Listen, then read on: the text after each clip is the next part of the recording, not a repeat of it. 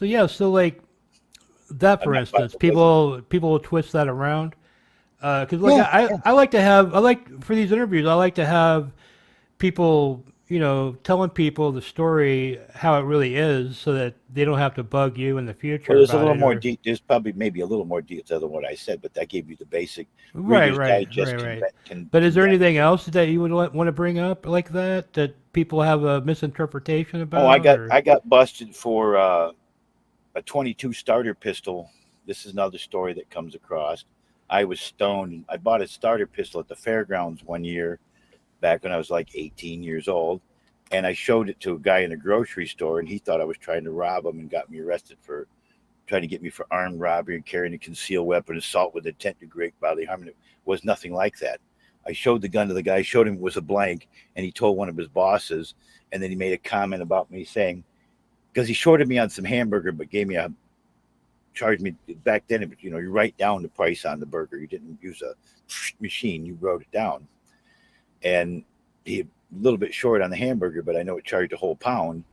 And when he was doing the pork chops, I jokingly said, "You could throw another pork chop on it and make me feel good about the hamburger." And he said, "Ah, no, I can't do that." And I went, "Yeah, it's okay. It's all right, man." And kind of laughed it off.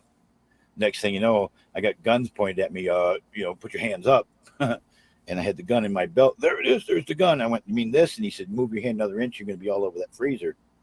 Put my hands back up. Yep. And they said, "It's only a starter pistol.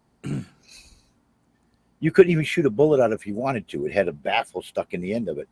It was a glorified cap gun. It was a 22 caliber cap gun." Johnny B, let me ask you about your future plans. You've been doing this Man Cave Live. Is there anything? Is there a direction you're going, or is there anywhere you're taking this?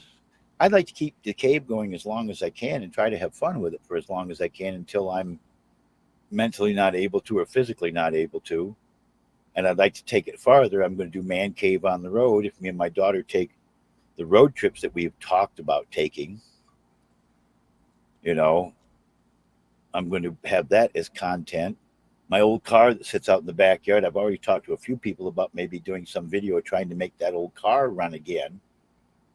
You know, Okay. like what is his name? There's Junkyard Digs. There's No Nonsense Garage, and there's another one that does stuff where they find old cars that sit for 25, 30 years and get them running and drive them and what have you. That's what I'm going to try to do with my old car out in the backyard. I never knew when I left it out there someday I could use it for content, you know.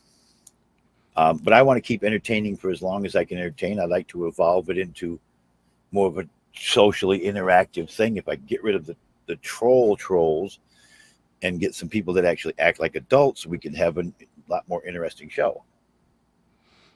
All right. Well, Johnny B, I want to thank you again for joining me today on Grady TV. Go ahead and check out his show nightly on Younow. Around 8, 9 p.m. Eastern Standard Time, All 7 right. days a week. Music, talk, provocative things happen. Even once in a while, you catch me in drag. All I look right. like We'll see Mrs. you then. Doubtfire.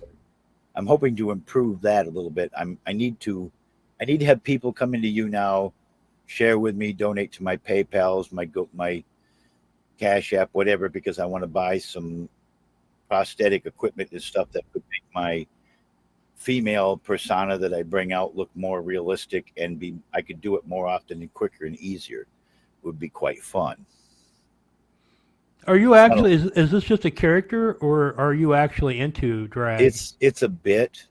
I mean, Oh, I've got a okay. closet of stuff that I use, but it's a bit more than anything Right. else. I did it on Halloween as a joke for on April Fool's one year as a joke, and my fans liked it. Said you need to bring this back. So that Halloween, I started doing drag on Halloween, and they want me to Okay. do it more. They said you need to do this character more. It's so much fun because you act like a different person, you know. And if I get what I want to get, it's going to cost me about $500.